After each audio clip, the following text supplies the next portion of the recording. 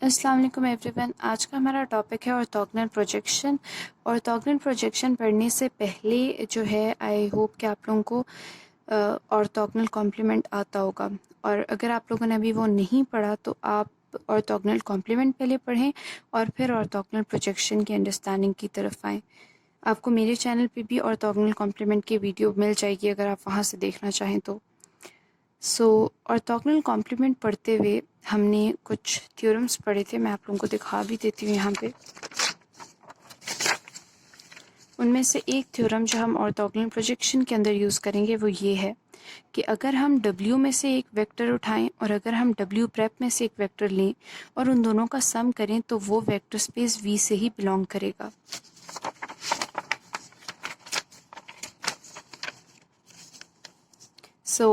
यहाँ पे जो है हमारे पास वही हमने थ्योरम लिया कि फॉर एग्ज़ाम्पल अब ये थ्योरम था, हमने W स्मॉल w हमने इस जगह से लिया, इस सब स्पेस से एक वेक्टर उठाया और कैपिटल W प्रेप में से एक वेक्टर U उठाया। हमने जब W और U का सम किया तो वो एक वेक्टर आया V जो कि बिलोंग करता था वेक्टर स्पेस कैपिटल V से। ठीक है, अब the vector W is called as orthogonal projection of V written as projection WV। Okay, यहाँ पे आप orthogonal projection of V on W।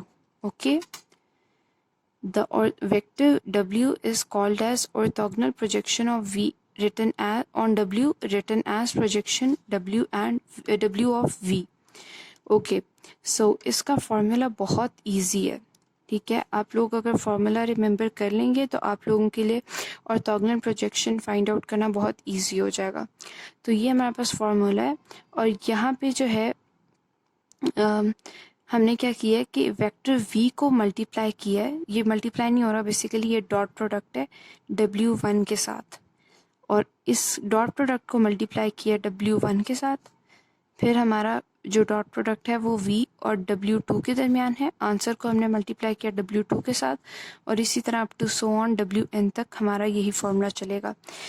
अब W और W1 वगैरह वगैरह क्या है, ये W1, W2 और W3 जो हैं ये बेसिस हैं of this vector space W। ठीक है, और आप लोगों को V वेक्टर और W1 जो है वो गिवन होगा। ठीक है, W1 गिवन होगा, W2 गिवन होगा। ठीक है, ये बेसिस आप लोगों को गिवन होंगी। नॉर्मली ये बेसिस जो हैं वो ऑर्थो नॉर्मल बेसिस होती हैं, लेकिन वो लोग क्वेश्चन में मेंशन कर देते हैं कि these are the orthonormal basis. W1, W3 and W2 are the orthonormal basis. तब आपने ये फॉर्मूला यूज़ करना है। अगर कहीं लिखा हो कि W1, W2 and W3 are orthogonal basis, ठीक है, अगर ये ऑर्थो नॉर्मल ना हो, ठीक है, तो तब आपने ये फार्मूला यूज़ नहीं करना।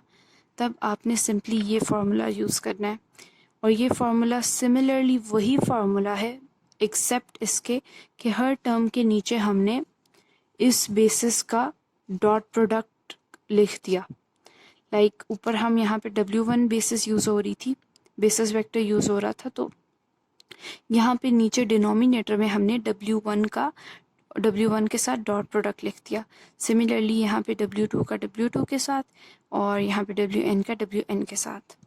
तो ये दो फार्मूलाज बहुत इम्पॉर्टेंट हैं, इनको आप लोगों ने रिमेंबर करना है। और ये जो है ये फार्मूला मैं रिपीट कर दूं कि ऑर्थो नॉर्मल बेसिस के लिए अगर आपके पास ऑर्थोगोनल है तो आप ये फार्मूला यूज़ करेंगे।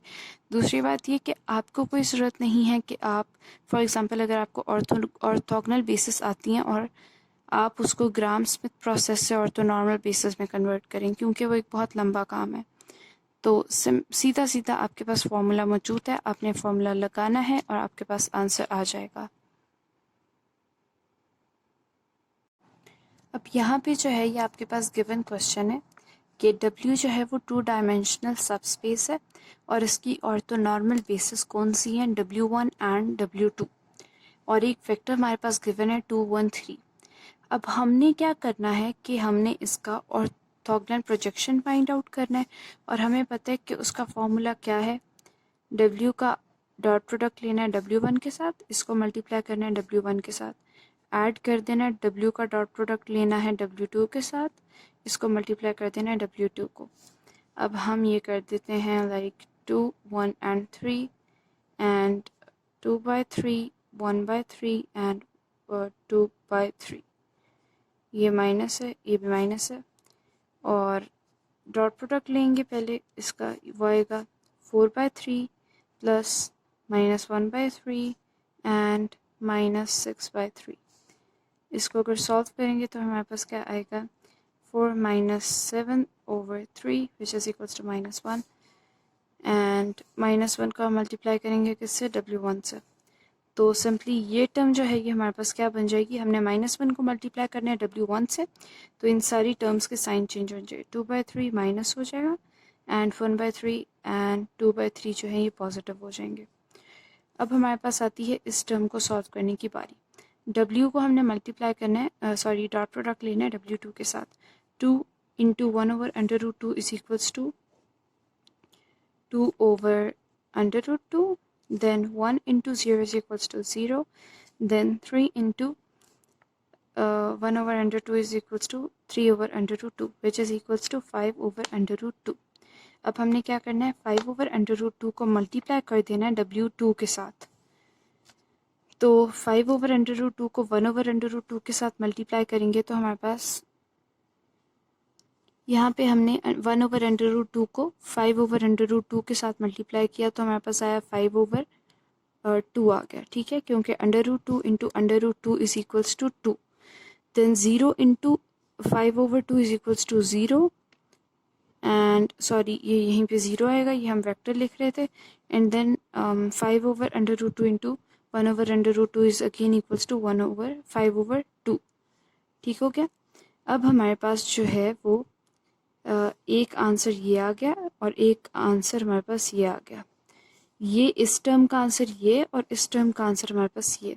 सिंपली अब हमने इन दोनों को ऐड कर देना है। हम ये वाली यहाँ पे लिख लेते हैं -2/3 एंड 1/3 एंड 2/3। इन दोनों को हम ऐड करेंगे तो हमारे पास आंसर आ जाएगा,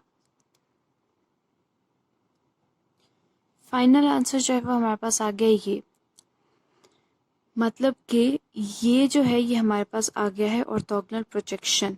अब मैं एक दफ़ा रिपीट कर देती हूँ।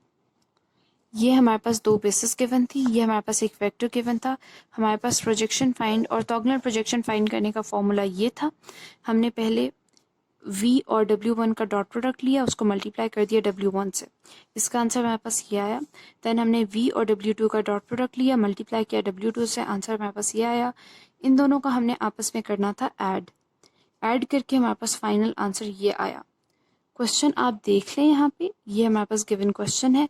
ये एक दफ़ा क्वेश्चन आप लोग खुद करके देखिएगा और आंसर जो है वो ये है, इसको मैच कर लीजिएगा ताकि आप लोगों की प्रैक्टिस हो जाए। बस आज का लेक्चर यहीं तक था। आई होप कि आप लोगों को वीडियो अच्छी लगी होगी। अगर आप लोगों को अच्छी लगी तो इसको लाइक करें और मेरे चैनल को सब्सक्राइब करें। Thank you so much.